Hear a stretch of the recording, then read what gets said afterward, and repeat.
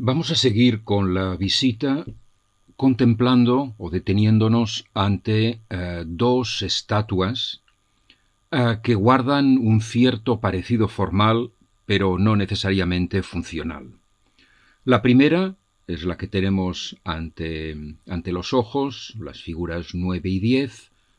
Son estatuas antropomórficas, son tallas de madera, negruzcas, y ya podemos intuir por qué tienen este color. Si recordamos lo que comentamos al hablar de las tallas o fetiches Fang, hechas de madera y recubiertas con una importante costra de materiales orgánicos, resultado de la unción con grasas, con aceites y con sangre para precisamente alimentar y vivificar la estatua, a fin de que pudiera hacer de sede del espíritu del difunto o del espíritu que guarda los restos del difunto. Del mismo modo, un bulul, así se llaman estas figuras, un bulul es una talla de madera que ha sido animada y que se mantiene gracias a la alimentación que se le concede, con la que se le recubre. Un bulul es una figura propia del mundo campesino de Filipinas. Los bulul en estos momentos ya apenas se utilizan, pero hasta los años 50, es decir, hasta hace unos 70 años, eran figuras comunes. Hoy son más comunes en los museos. Representa como he comentado anteriormente, representa, como estamos viendo, un ser antropomórfico, sentado o de pie. El hecho de estar sentado no es necesariamente importante. En lo que destacan, sobre todo, son los ojos, en ocasiones incluso incrustados, de manera que dotan de vivacidad y de intensidad a la mirada, haciendo que la figura parezca mirarnos. Y estas figuras se apoyan, ya estén sentadas o de pie, erguidas, se apoyan sobre una base que se sustentaba sobre un pilar. Los bulul se colocaban en medio de los campos de cultivo, de los campos de arroz. Y el bulul es un protector del campo.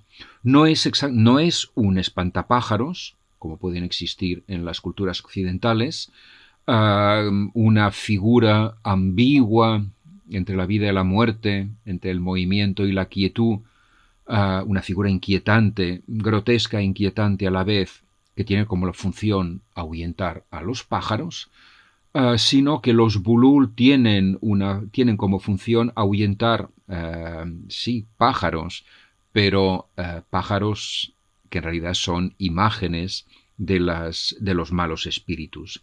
Por tanto, es un guardián de los campos y, por tanto, su función obviamente no es decorativa, sino función es exclusivamente mágica. El bulul tiene que irradiar suficiente energía para causar espanto a seres invisibles, porque evidentemente el bulul, se relaciona no con lo visible, sino con lo invisible, y por tanto tiene que estar dotado de una vida muy particular.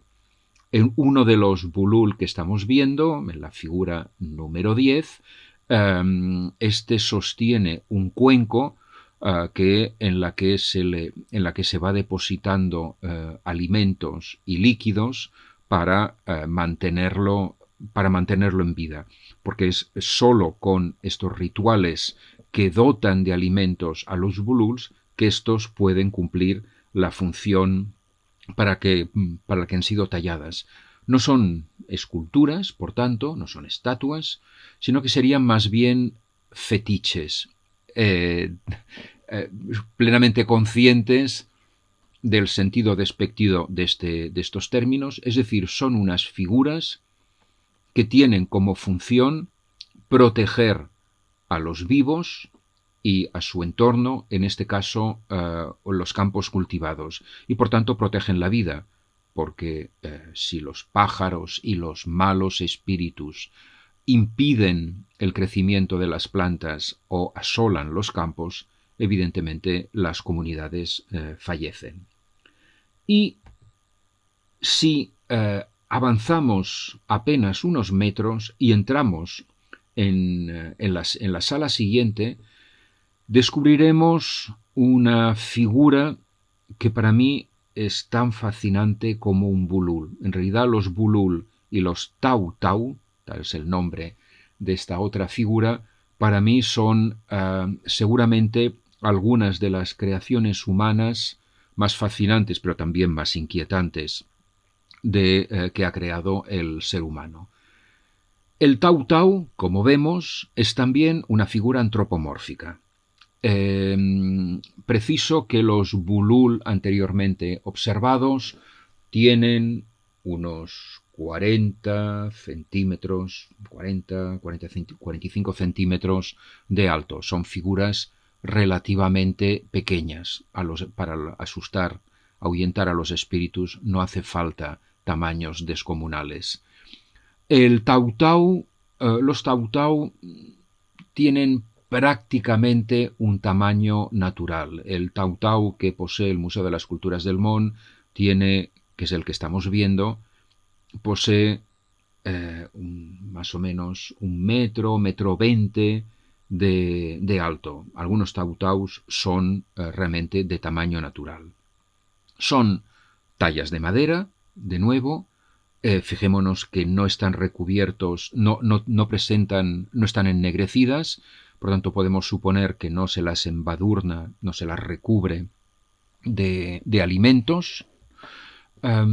Y los tau tau se siguen utilizando hoy en día, aunque son objetos apreciados por los coleccionistas, que han causado bastantes daños en los lugares donde estas figuras se utilizan. Los tau tau son propias de una tribu, de una cultura, la cultura de los Toraja, en la isla de Celebes, que es una isla, se llama también Sulawesi, es una isla de Indonesia. Y el pueblo de los Toraja comprende varios asentamientos, iba a decir varios pueblos, que situados todos ellos al pie de altísimos acantilados. Por tanto, estas paredes rocosas dominan absolutamente estos pueblos con unas casas clánicas, con un tejado a 2 aguas, pero también con unos aleros curvados que sostienen algunos, evocan los cuernos de los búfalos. Bien, y el búfalo efectivamente es un animal muy apreciado, no solo por su carne, no solo por su valor sacrificial, sino también porque es el animal con el que se labra, se cultivan los campos. Bien, volviendo por tanto a la figura de un tau tau, es una figura de madera, es una figura en la que, al igual que ocurre con los bululs, destaca poderosamente la mirada. Es una mirada intensa, fija, así como el resto de los rasgos del rostro están marcados pero no destacados. Los ojos, por el contrario, sí sobresalen. El tau tau en ocasiones está dotado de pelo natural, y a diferencia del bulul, que es una figura quieta, es una figura que tiene que estar quieta,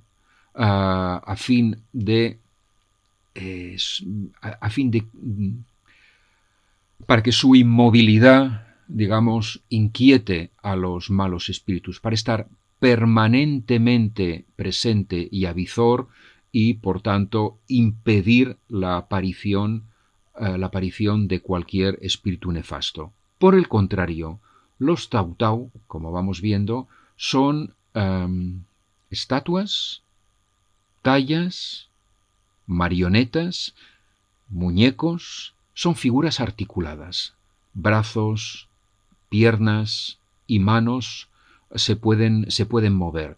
Casi podemos decir, pero no poseen cuerdas, que son marionetas. ¿Por qué son figuras articuladas?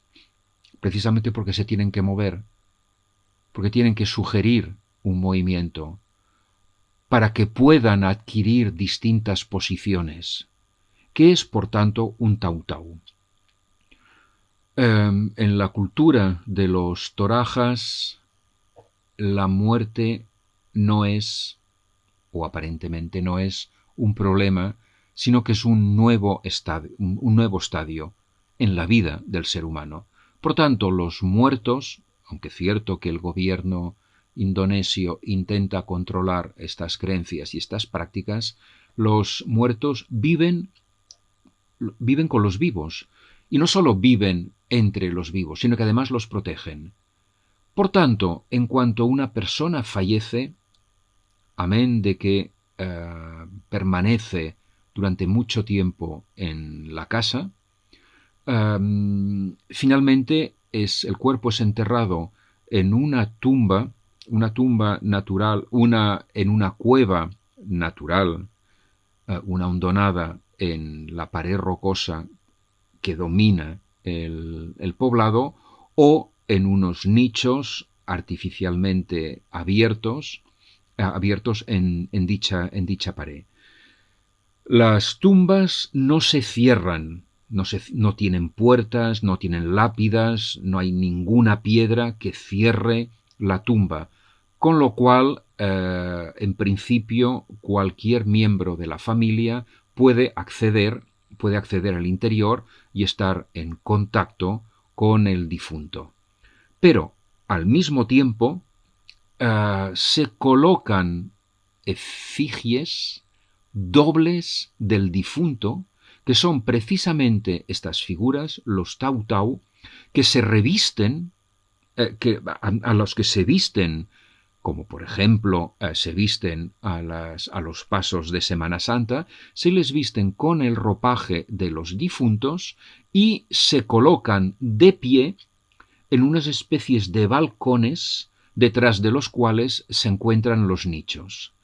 Y toda vez que las tumbas son colectivas, en ocasiones, como podemos ver esta imagen, el balcón está lleno de figuras, está lleno de seres que son los muertos, que han cobrado vida, que no han muerto como concebimos la muerte en Occidente, que es como un tránsito hacia el más allá del que no se vuelve, sino que en esta cultura los muertos van y vienen, eso sí, con un soporte distinto, con un cuerpo distinto, que es el cuerpo de madera del tautau, pero esta es la única diferencia entre un vivo y un difunto.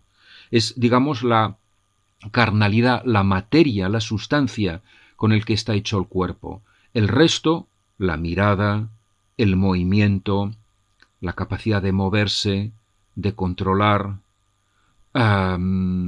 y evidentemente el hecho de que están vestidos, hace que la diferencia entre el vivo y el muerto sea mínimo. El tautau, por otra parte, no solo se mueve o puede moverse porque está articulado, es que la articulación es precisamente lo que permite mostrar y simbolizar el que el tautau esté animado, es decir, que el alma o las almas de los difuntos, del difunto, toma posesión del tautau y lo anima. Y desde las alturas, es decir, desde el país de los muertos, pero un país de los muertos que está junto a y sobre el mundo de los vivos, los tautau velan por la buena vida, por la vida del poblado que se halla a los pies del acantilado. Un tautau, por tanto, es una figura propia del mundo fúnebre, ciertamente, pero que tiene una influencia en el mundo de los vivos. En realidad es una figura que diluye la frontera entre el mundo de los vivos y el mundo de los muertos. Esta frontera existe en innumerables culturas y es una frontera que solo se cruza en una dirección. Por ejemplo, en el imaginario de la Grecia antigua se sabía que todos aquellos mortales e inmortales que entraban o cruzaban el umbral que separa el mundo de los vivos y el mundo de los muertos no podía regresar, incluso si era una divinidad. Y esta creencia al mismo tiempo también existía en Mesopotamia y en el mundo romano. Son contadas las figuras, y por eso son extraordinarias y singulares, aquellas figuras a las que se permitía o se permitió al menos una vez entrar y salir del mundo de los muertos, como por ejemplo a Orfeo, el músico, el padre mítico de la música, cuyo canto amansaba las fieras, que tras perder a su prometida, Eurídice, se le permitió acceder en el Hades, entrar en el Hades, a fin de rescatar a Eurídice y acompañarla hasta devolverla al mundo de los vivos, si bien se le advirtió que tenía que ir ascendiendo delante y que no podía girar la cabeza. Y eso sí, se le advertía que él no iría como Eurídice le sigue, porque Eurídice, convertido en un espectro o en un fantasma, evidentemente no causaba ruido cuando se desplazaba. Ocurrió lo que tenía que ocurrir. Mientras ascendían hacia la salida, Orfeo, un momento dado, inquieto porque realmente no oía nada, giró la cabeza y vio cómo Eurídice de nuevo se esfumaba y ya se perdía definitivamente en el interior del Hades. Por tanto, Orfeo sí pudo entrar en y salir del mundo de los muertos, cosa que obviamente ninguna otra figura, como por ejemplo Eurídice, pudo cumplir. Mientras, así, por tanto, si existe una barrera y un umbral infranqueable, es precisamente lo que separa el muro o la frontera, el abismo, que separa a los vivos de los muertos. Este abismo, por el contrario, no existe en la cultura tautau, y no existe precisamente porque existen los tautaus, que son figuras del otro mundo que en realidad siguen viviendo la misma vida que los vivos entre los vivos. Figura funeraria, por tanto, pero que diluye la separación entre el mundo funerario y el mundo de los vivos. Esto por un lado, figura protectora, figura mágica, sin duda, y por otra parte, una figura que, al igual que los kouros, permite que el alma del difunto siga viva entre los vivos, con una diferencia con respecto a los kouroi griegos, así como aquellas figuras de bronce, de piedra o de mármol, servían, sí, para que el alma, la psique del difunto, digamos, hallara un lugar donde, iba a decir caerse muerta, donde asentarse.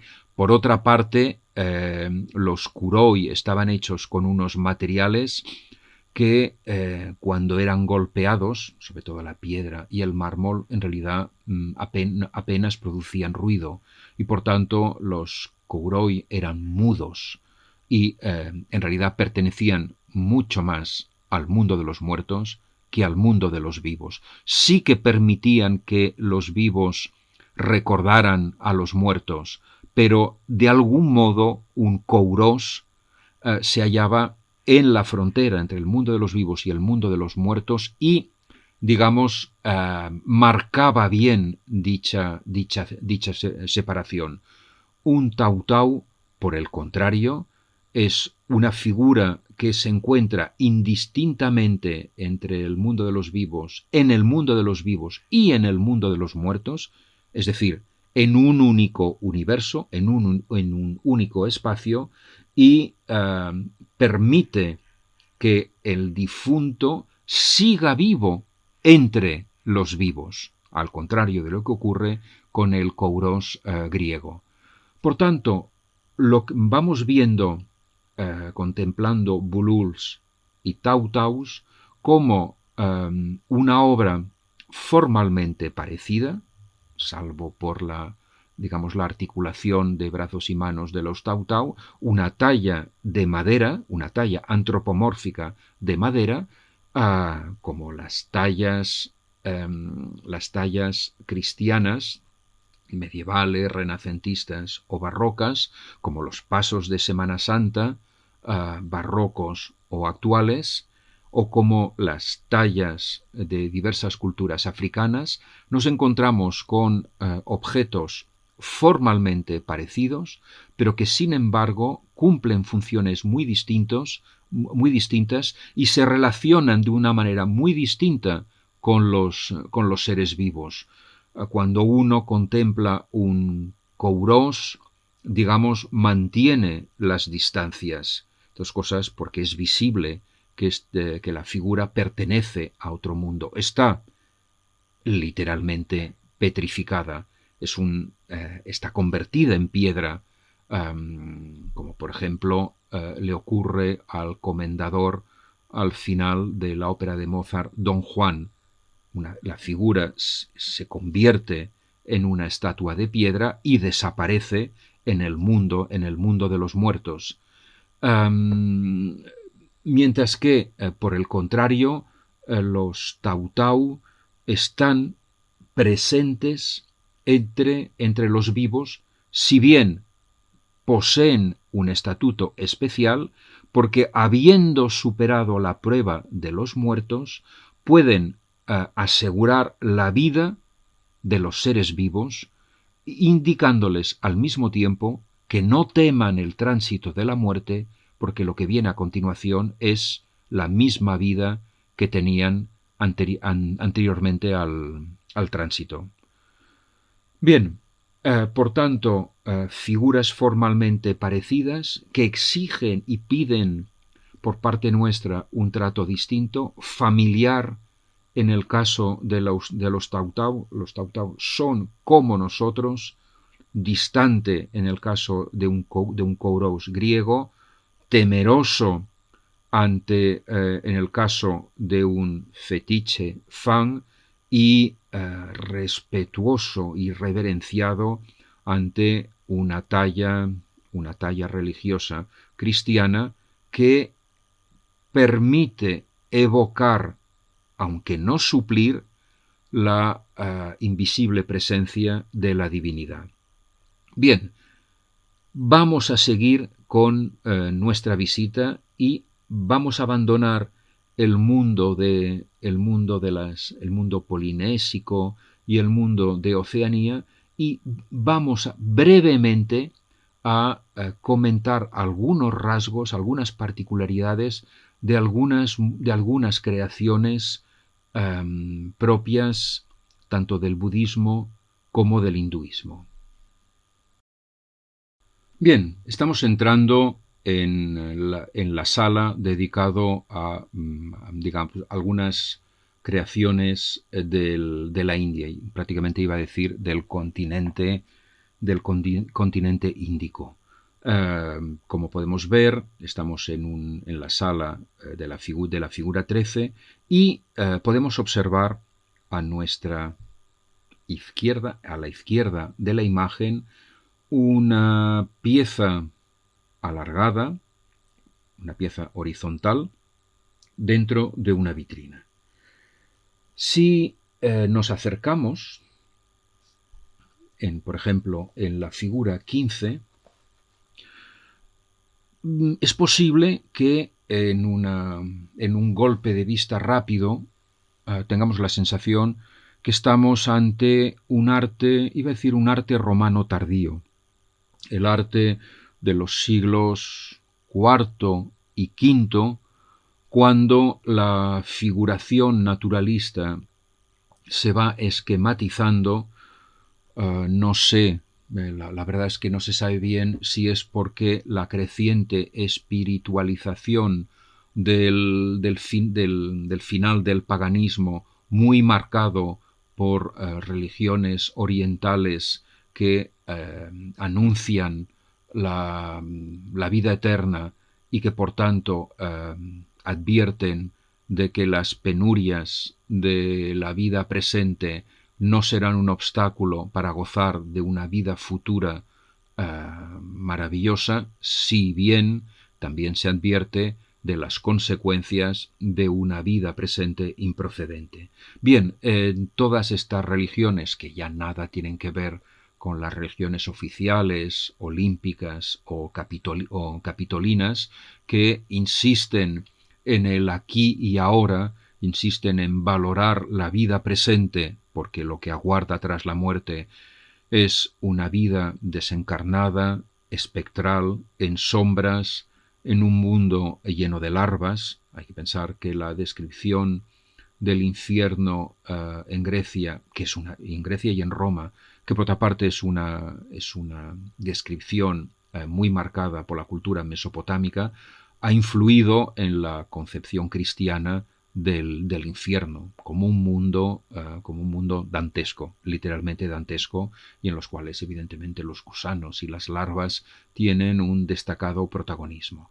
Bien, como iba contando, fueron apareciendo en la parte oriental del Imperio Romano toda una serie de religiones que rendían culto a divinidades que en ocasiones eran prácticamente únicas, unas solas divinidades que tenían como característica que nacían y morían.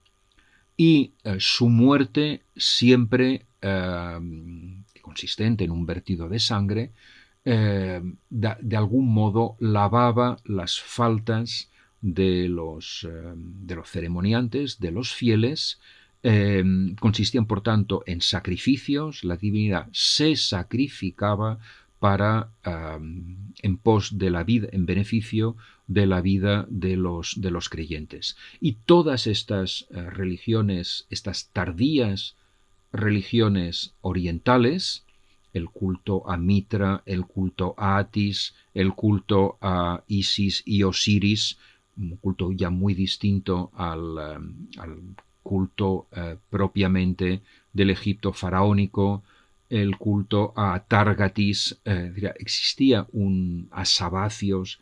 Podemos encontrar un buen número de dioses que se desmarcaban completamente de los dioses, digamos, oficiales, los dioses capitolinos o los dioses olímpicos, porque así como estos se despreocupaban completamente de la suerte de los seres humanos, y por suerte, porque cuando intervenían causaban desgracias, esto por un lado. Por el contrario, estas nuevas divinidades, que en ocasiones tenían nombres, tenían los mismos nombres que alguno de estos dioses oficiales, pero que en realidad presentaban una cara completamente distinta, ya que, por ejemplo, el Zeus Sabacios era como una manifestación de Zeus o de Júpiter, pero que en este caso se preocupaba por sus fieles y aceptaba morir para redimir, para devolver a la verdadera vida, para otorgar una vida eterna a sus seguidores. Bien, por tanto, es posible que en en este cada vez mayor prejuicio del mundo sensible, material, carnal o terrenal, en beneficio de un mundo espiritual, de una vida desencarnada y por tanto luminosa, libre del peso y de la opacidad de la materia, como ocurre a finales del paganismo. Es posible, por tanto, que la necesidad de destacar la corporeidad de los seres terrenales ya no tenía sentido, y por esto se les podía representar de manera mucho más esquemática, desencarnada o abocetada, porque en realidad lo que contaba verdaderamente, lo que merecía ser reproducido y mostrado, eran seres que se desprendían de los ropajes materiales. Evidentemente, entre estas religiones orientales se encuentra el cristianismo, que es finalmente la religión que se impuso tanto por la conversión del emperador Constantino como por la imposición del cristianismo como religión de Estado por parte del emperador Teodosio en el 395, que ordenó al mismo tiempo el cierre de los templos paganos, el cierre de la escuela platónica en el 510 y de todas las escuelas filosóficas neoplatónicas, acabó evidentemente por liquidó completamente un orden, el orden antiguo, y sobre todo una concepción de la vida y de la muerte propia del mundo grecolatino y de culturas paganas. A partir de entonces, las divinidades se convirtieron en una única divinidad, una divinidad que curiosamente recuperaba la corporeidad, la carnalidad de dioses paganos, pero también aunaba la espiritualidad, el carácter inmaterial de estos últimos dioses paganos orientales.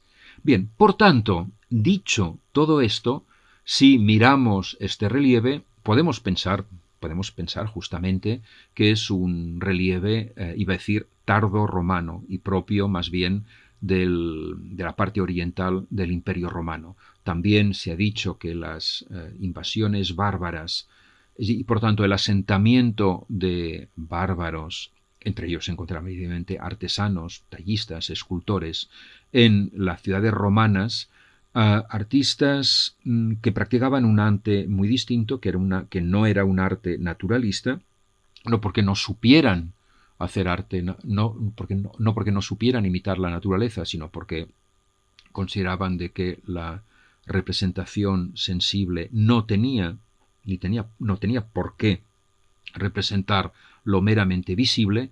Es posible, por tanto, que esta obra podría haber sido tallada precisamente por un escultor, celta, instalado en el mundo romano y, desconocedor de las técnicas de representación naturalista o indiferente ante la representación naturalista. Indiferente, ya sea porque en el mundo celta la representación naturalista no tenía sentido, ya sea porque a finales del mundo romano se tiende a preferir representaciones inmateriales o descorporeizadas a aquellas que insisten en la presencia carnal de un cuerpo, particularmente de un cuerpo desnudo. Bien, todo esta larguísima introducción para referirnos a que esta pieza, este relieve, parece un relieve tardopagano. Incluso aquí tenemos unas columnas con unos capiteles vagamente corintios, quizás, que delimitan una composición simétrica, con un grupo de personajes togados a la manera grecolatina, personajes que podrían ser filósofos. Bien, esta obra efectivamente es una obra antigua y es una obra, no es una obra grecolatina, pero sí que es una obra helenística, pero con una salvedad. Esta obra se ha producido en la India. ¿Por qué? Bueno, bien sabemos que el ejército de Alejandro llegó hasta el Ganges, no ocupó la India, pero sí ocupó todo lo que actualmente es el Rajasthan, en el noroeste de la India, así como Pakistán, y fundó numerosas ciudades. Cuando Alejandro llega a la India, aquel inmenso territorio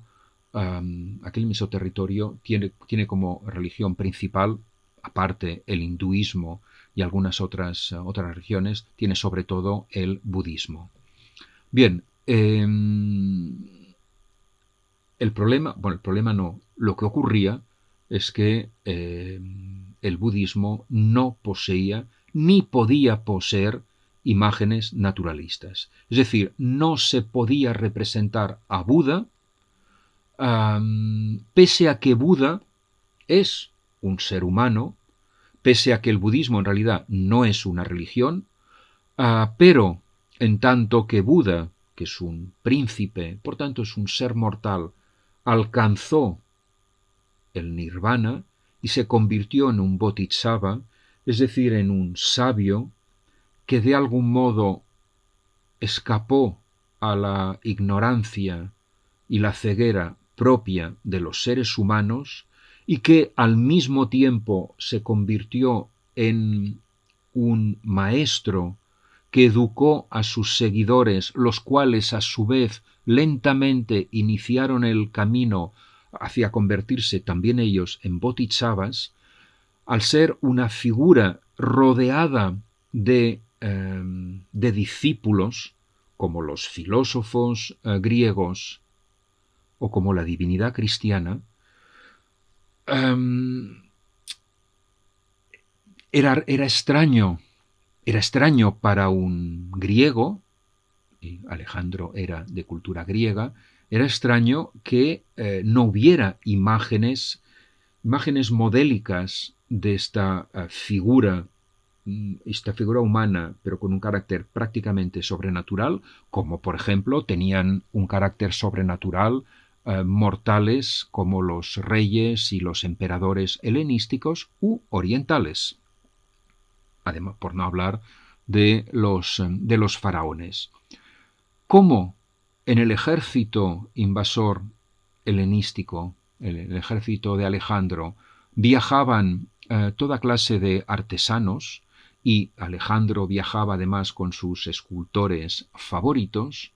Muy pronto, en cuanto una parte del ejército se fue asentando en lo que es actualmente Pakistán, en las ciudades recién fundadas, muchas de ellas además llamados Alejandrópolis o Alejandría, estos tallistas, estos escultores, empezaron a hacer algo que nunca se había hecho, algo que era impensable, y era empezar a dotar de imagen a Buda y a sus seguidores, a sus discípulos. ¿Por qué?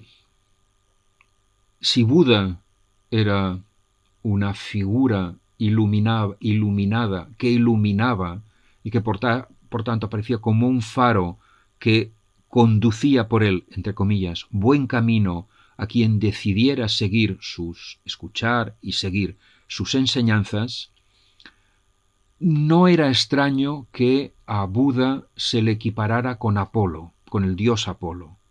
Es cierto que el dios Apolo era un dios temible, era un dios impredecible. Tenemos que pensar que Apolo es un dios que siempre aparece armado, cosa que es impensable en el imaginario griego. Es decir, cualquier divinidad que entrara en el palacio de Zeus tenía que abandonar las armas. No ocurría así con Apolo, que era por otra parte el hijo predilecto de Zeus. Por tanto, Apolo es un joven guerrero que además manejaba el arco y las flechas, que en el imaginario griego, curiosamente, es el arma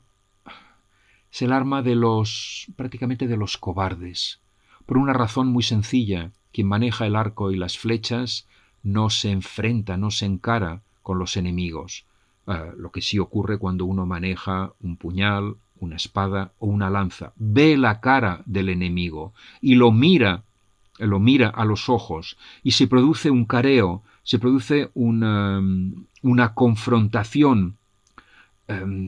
Ambos literalmente se encaran y por tanto se muestran a cara limpia, porque evidentemente para combatir con un enemigo que está al alcance de la mano, uno no puede bajar la cabeza o esconder el rostro. Tiene que mostrar visiblemente, no solo para ver al enemigo, sino también para mostrar las verdaderas intenciones y quizás ahuyentar al oponente. Por el contrario, quien maneja el arco y las flechas dispara desde lejos. Tiene que estar lejos del objetivo.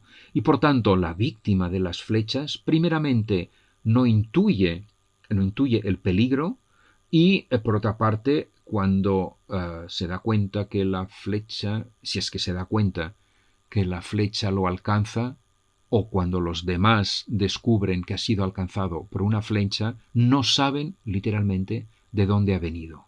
Por tanto, el arco y las flechas es el arma de todos aquellos que no se atreven a combatir, iba a decir a cara limpia, sino que siempre se sitúan en la retaguardia y atacan desde lejos. Esta es, por tanto, digamos, el imaginario ligado al arco y las flechas, y es curiosamente el arma de Apolo. Por tanto, Apolo es un dios absolutamente temible y tiene un lado inquietante, oscuro, criminal, pero por la misma razón que Apolo maneja el arco y la flecha, una flecha también, como sabemos, nos indica un camino. Una flecha, cuando tiramos una flecha, apuntamos en una dirección determinada. Todavía hoy en día utilizamos el mismo sustantivo para indicar una señal, una flecha indicatoria y una flecha mortífera. Por tanto, cuando Apolo lanzaba una flecha, también señalaba o trazaba un camino, y el lanzamiento de las flechas indicando en dirección de hacia las cuatro direcciones del universo, precisamente crearon las coordenadas, los ejes, gracias a los cuales a partir de entonces el espacio pudo ser ocupado y los seres humanos ya no se encontraron perdidos en un espacio indeterminado sin ninguna referencia, sino por el contrario un espacio que ha sido previamente ordenado gracias al trazado de estos ejes organizativos que las flechas marcaban cuando eran lanzadas. Por tanto, Dios temible, Dios inquietante, pero Dios también que orienta a los seres humanos y que les impide perderse en el mundo. Y por tanto, Apolo también era visto como un guía que abre y que ilumina el camino. Apolo, por tanto, se asociaba a la luz. Y esto, sobre todo, ya en época helenística y ya no hablemos en época romana. Hay una cosa muy curiosa. Grecia es la única religión del mundo antiguo que no rendía culto al sol. Conocemos las múltiples manifestaciones divinas del sol en el mundo egipcio. El sol también en las regiones mesopotámicas era una divinidad fundamental. Mientras esta divinidad no aparecía, los seres humanos permanecían a oscuras, sumidos en las tinieblas, que son una imagen de la muerte. Es decir, en todas las culturas el sol es un elemento que anuncia la vida. Curiosamente, en la Grecia antigua, el sol, Helios, era una divinidad menor, que sin embargo empezó a cobrar protagonismo ya en época helenística, por tanto ya al final de la cultura griega, y por otra parte en el mundo romano, sobre todo en el mundo romano oriental tardío. Y Helios se fue equiparando con Apolo. Quiere decir, por tanto, Apolo fue cogiendo los rasgos de Helios, se dotó incluso de una aureola o de unos rayos que le salían de la cabeza. Miremos la estatuilla número 14 y vemos efectivamente estos rayos que emanan de esta estatua, de esta estatuilla, de este bronce, y por tanto, en tanto que divinidad que ilumina y cuya luz no es sólo física o material, sino también espiritual, porque lleva por el buen camino, indica, señala el camino por el que hay que transitar si uno no quiere perderse en todos los sentidos de la palabra, era lógico que Apolo fuera equiparado con Buda, y puesto que a Apolo se le podía y se le tenía que representar, evidentemente a Buda a partir de entonces también se le tenía que representar. Era necesario poder verlo, poder estar en contacto visible, sensible con él. Este bronce que tenemos en la figura 14, que no es del Museo de las Esculturas del Mont, pero que lo he traído porque es ilustrativo, es una figura de Apolo, tanto por la toga como por los rayos que emanan de la cabeza, así como por el moño, que es también un rasgo distintivo de Apolo, pero también de Buda, y por tanto es absolutamente imposible saber si esta figura representa a Buda o a Apolo. Esta fusión de dos religiones, este sincretismo de la religión la religión olímpica y la filosofía religiosa budista, dio lugar a un nuevo arte, porque es un arte que efectivamente presenta rasgos clásicos, incluso presenta formas clásicas como la toga, la túnica, los rayos, etc., pero que están al servicio de la representación plástica y sensible de una, diríamos, divinidad o de un ser sobrenatural propio de la cultura hindú.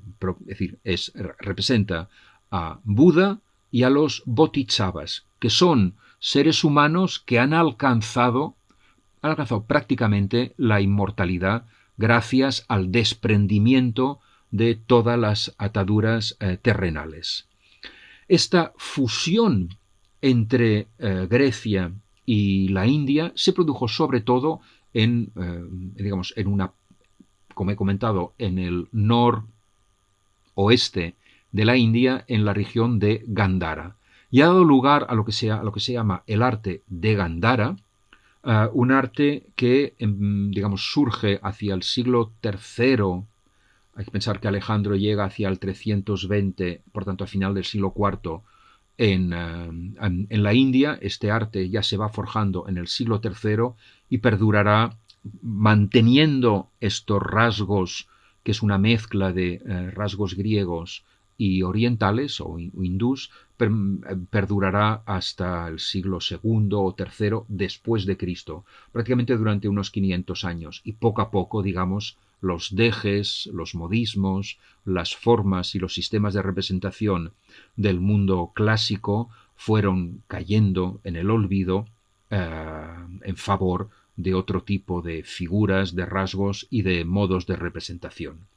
Bien, lo que es importante por otra parte del arte de Gandhara es que es la única muestra en todo el mundo y en cualquier época en que surge un arte que no nace de la aniquilación de artes precedentes, artes que son prohibidas, proscritas o destruidas, sino que es un nuevo arte que nace de la conjunción de estas dos visiones y de estas dos maneras de percibir y de representar el mundo. Existe otra, que es el arte tolemaico en Egipto, que nace evidentemente de la representación de la iconografía, de los motivos propios del mundo faraónico por parte de artistas, por parte de escultores y pintores griegos, también instalados en Egipto tras la conquista del mundo faraónico, del imperio faraónico, por parte de Alejandro. Pero en el caso del arte tolemaico, los rasgos y los sistemas compositivos egipcios eran habían durado tanto tiempo, se habían impuesto con tanta presencia, que en realidad los artistas griegos acabaron por producir un arte que es verdad que levemente se desmarca algo que solo captan los especialistas, se desmarca algo del arte propiamente faraónico, pero en realidad esta separación, estas pequeñas diferencias son involuntarias porque los artistas griegos trataron de imitar a la perfección el arte faraónico, cosa que no ocurrió en el arte de Gandhara. Los artistas eran conscientes de que estaban representando a Buda y no a Apolo, y no pretendían representar a Apolo, sino pretendían representar a Buda de la manera, con aquellas armas, con aquellas formas y sistemas compositivos que les parecían más adecuados para representar a la figura de Buda. Y estos eran las formas y los esquemas que se utilizaban para mostrar plástica o carnalmente a un dios invisible como es el dios Apolo, todavía más invisible porque se asociaba a la luz. El arte de Gandhara, por tanto, es una muestra lograda de lo que se llama sincretismo, no tanto sincretismo religioso, sino, hay que decir, sincretismo artístico, el encuentro entre dos visiones y dos maneras de ver, de captar y de representar el mundo, y que por otra parte son otro de los testimonios que nos muestran que las culturas y las artes no son puras, como solemos pensar cuando hablamos de arte griego, arte romano, arte egipcio, arte mesopotámico, que es lo que solemos explicar, es cómo solemos explicar arte, por ejemplo, en la escuela de arquitectura. Soy plenamente consciente porque yo soy el primero que lo practico, cuando en realidad toda cultura y todas representaciones artísticas nacen del encuentro y del desencuentro entre culturas, y por tanto no hay un arte puro. Hay un arte en los que se perciben más unos rasgos de una cultura que otros. En otras manifestaciones, como en el arte de Gandhara, hay un perfecto equilibrio entre las formas y los sistemas compositivos clásicos y una manera de percibir el mundo propia del budismo. Figuras, por tanto, desencarnadas, aunque visibles, que es lo que estamos viendo sobre todo en el relieve, pero también estamos viendo en esta figurilla de bronce que no acabamos de saber si es una figura propiamente humana y carnal o una figura que emana de no se sabe qué mundo y que flota, por tanto, entre el mundo espiritual y el mundo terrenal. Y es precisamente lo que querían los artistas griegos cuando trataron de dar forma respetuosa a un mundo que hasta entonces carecía de representaciones sensibles. El arte de Gandhara es el perfecto ejemplo de lo que es el arte. Es un encuentro, una armonización o una confrontación, es un diálogo, por tanto, entre maneras de percibir y de representar el mundo. No existe un arte griego como no existe un arte hindú. Existe un arte que se produce en Grecia o que se produce en la India y en las que se encuentran, resuenan y se conjugan distintas maneras de percibir y de entender el mundo. La religión hindú es demasiado compleja, al menos para mí, para poder explicarla y desde luego entenderla perfectamente.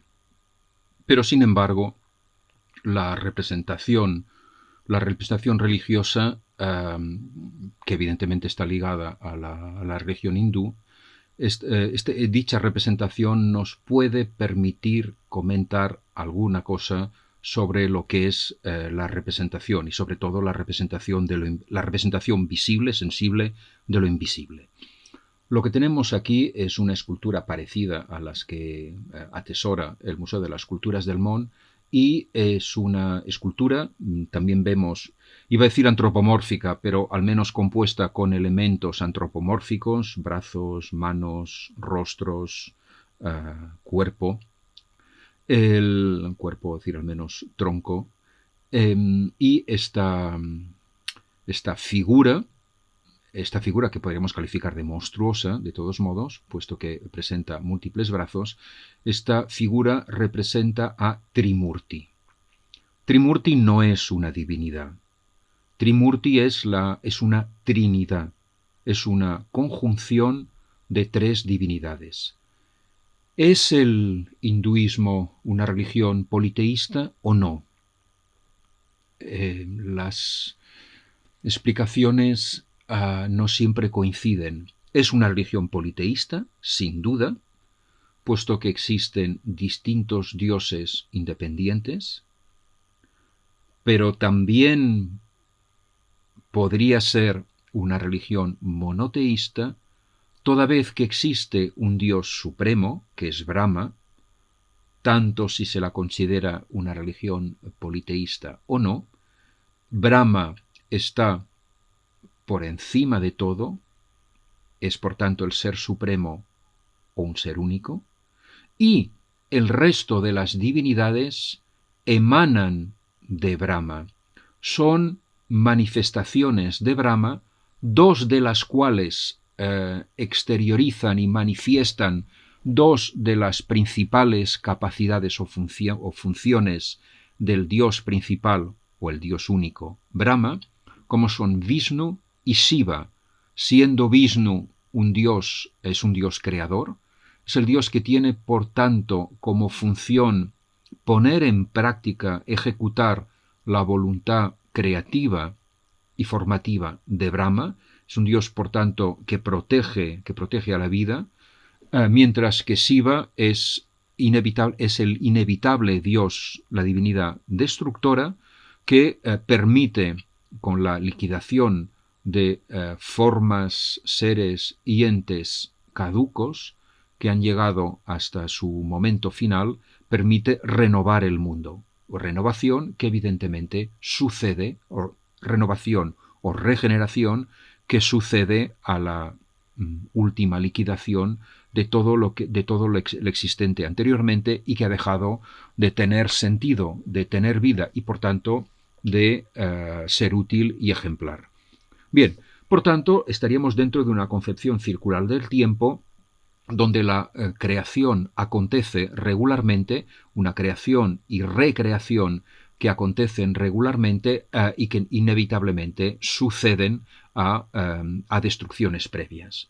Bien, el Trimurti, por tanto, como he comentado, es una trinidad, es la unión de las tres divinidades principales del panteón hindú, Brahma, Vishnu o Shiva, o es Brahma representado a través de dos de sus funciones principales que dan lugar a dos facetas distintas, Vishnu y Shiva.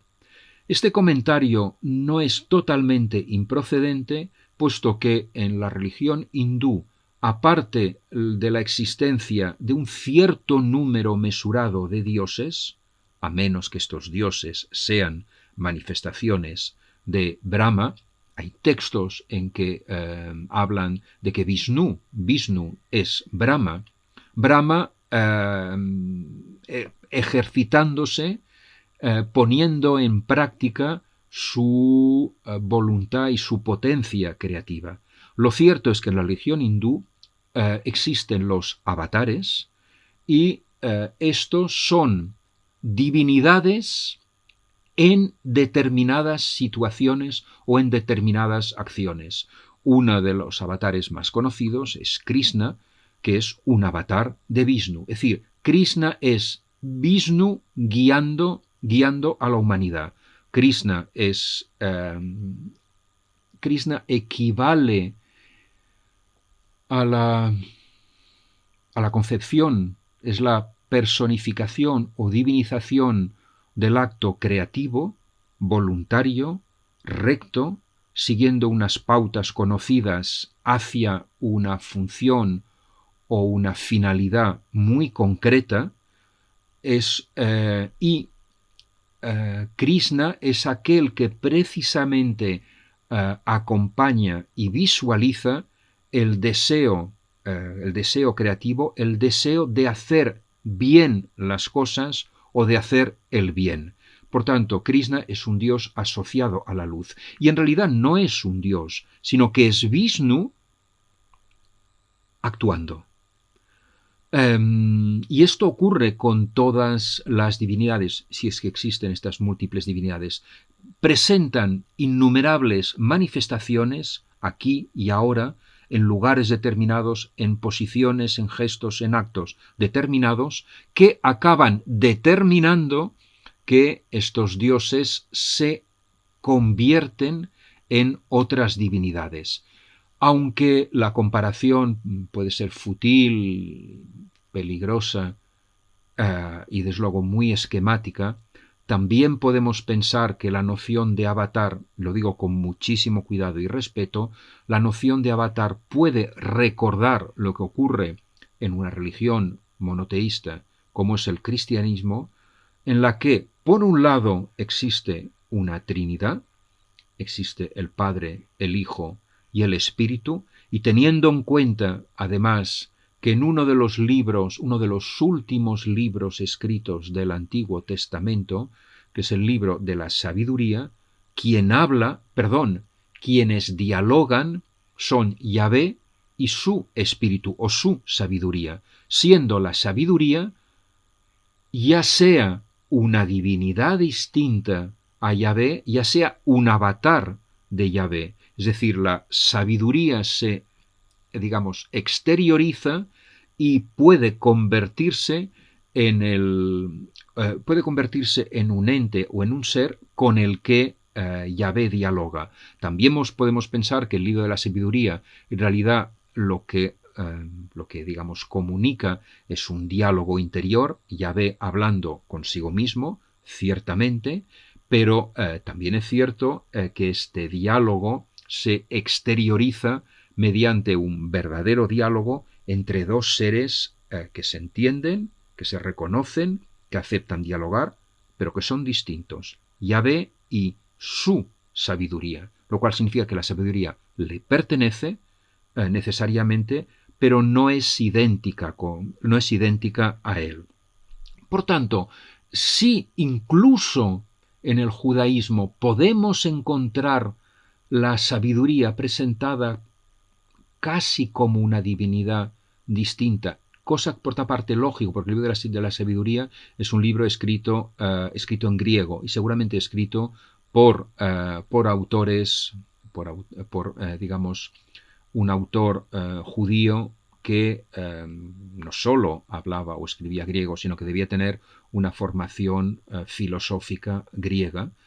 Evidentemente en Grecia, en la cultura griega, en la región griega tradicional, era una cultura politeísta. Si esto ocurre en el judaísmo, que es una religión eminentemente monoteísta, ¿qué es lo que no va a ocurrir en el cristianismo, donde aparte, el espíritu o la sabiduría, existe también un hijo que es idéntico al padre, salvo que en un caso tenemos un padre y en otro caso un hijo que no puede ser padre porque no tuvo hijos. Por tanto, hay una cierta diferencia, y si esto le sumamos el en parte ambiguo estatuto de la madre humana de Cristo, de la Virgen María, humana a parte entera, pero concebida de manera inmaculada, dotada al mismo tiempo poseída por el Espíritu Santo y que ascendió a los cielos, Nos encontramos, por tanto, en la religión cristiana, una Trinidad que es una misma divinidad en tres facetas, en tanto que voz, en tanto que imagen y en tanto que modelo, o en tanto que Padre, que Hijo, y que lo que los une, que es la voz o el espíritu que transita del Padre al Hijo, ciertamente, y si esto ocurre en el cristianismo, evidentemente también ocurre y puede ocurrir en una religión en principio politeísta, como es la religión hindú. Bien, por tanto, lo que aquí tenemos es la representación de una Trinidad. También comentar que representaciones parecidas existen en el cristianismo. Es decir, no solo se representa al Hijo, a Cristo o a Jesucristo, sino que también se representa al Padre, como había comentado desde la mítica pintura, el mítico pequeño cuadro de Rafael, que es la primera representación de Yahvé, de Dios Padre, en el cristianismo, obviamente en el cristianismo porque en el judaísmo no existe, y por otra parte el espíritu se ha representado innumerables veces en forma de paloma. También existen representaciones de la Trinidad, es decir, de la unión del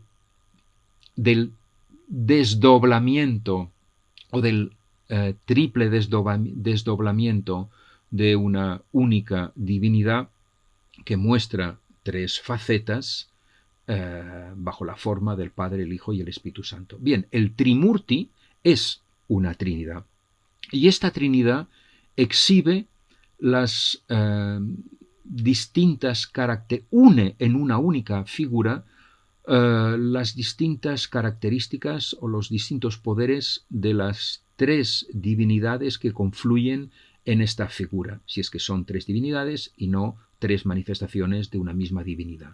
Bien, evidentemente lo que estamos viendo es, obviamente, es una representación alegórica.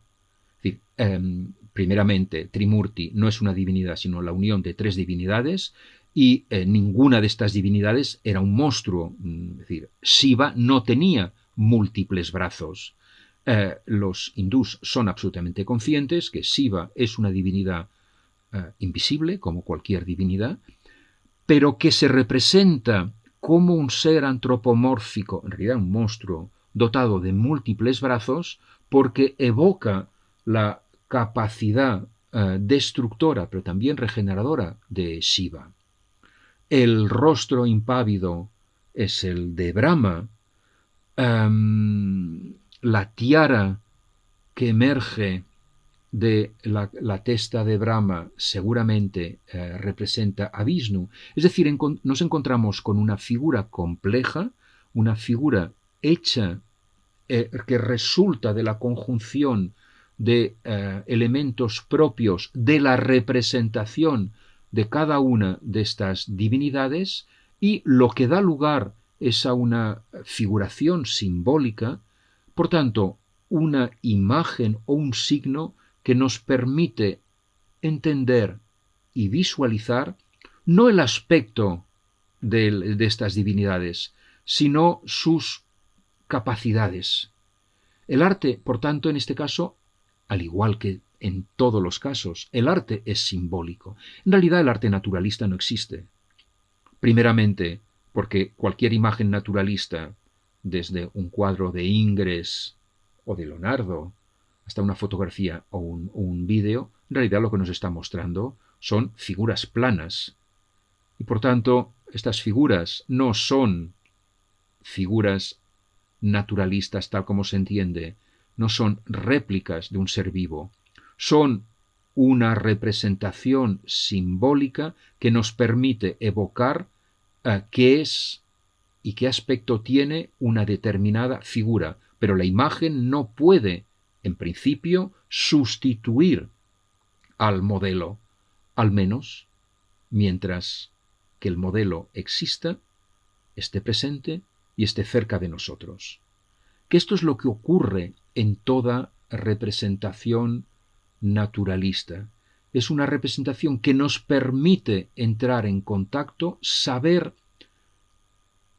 quiénes son estas figuras invisibles y sobre todo qué podemos esperar de ellas. Es decir, qué capacidades tienen, qué es lo que les motiva, qué es lo que los lleva a crear y destruir. La figura de Trimurti, por tanto, nos permite concebir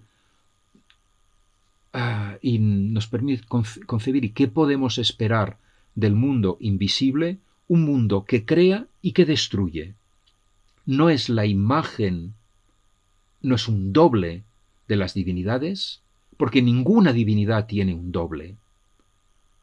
Recordemos que incluso habíamos comentado que en el mundo grecolatino las figuras sensibles, las figuras antropomórficas, estas imágenes de hombres o de mujeres con las que se representan a los dioses, no significan que los dioses tenían un cuerpo antropomórfico. Significaba que una forma antropomórfica perfecta era la mejor manera de visualizar o transcribir la perfección divina, pero dicha perfección es una perfección inmaterial, incorporal, descarnada, es decir, descorporeizada.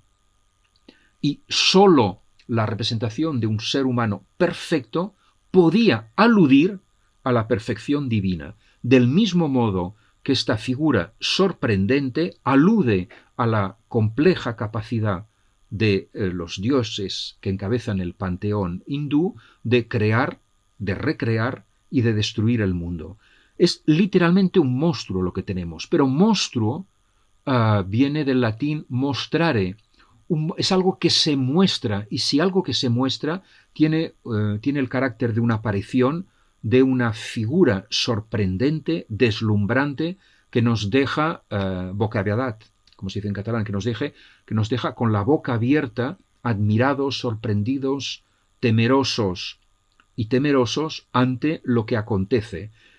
Un monstruo es un auténtico espectáculo, de ahí que evidentemente en los circos decimonónicos se exhibieran monstruos, enanos, deficientes físicos y mentales, siameses, etc., que eran figuras que se apartaban de la normalidad física o mental y que nos demostraban la potencia de la naturaleza y nos advertían al mismo tiempo de los peligros que podíamos incurrir si desobedecíamos a las fuerzas naturales. Al mismo tiempo que evidentemente estos monstruos demostraban la infinita capacidad creativa de la divinidad, capaz de crear formas o seres y entes inconcebibles.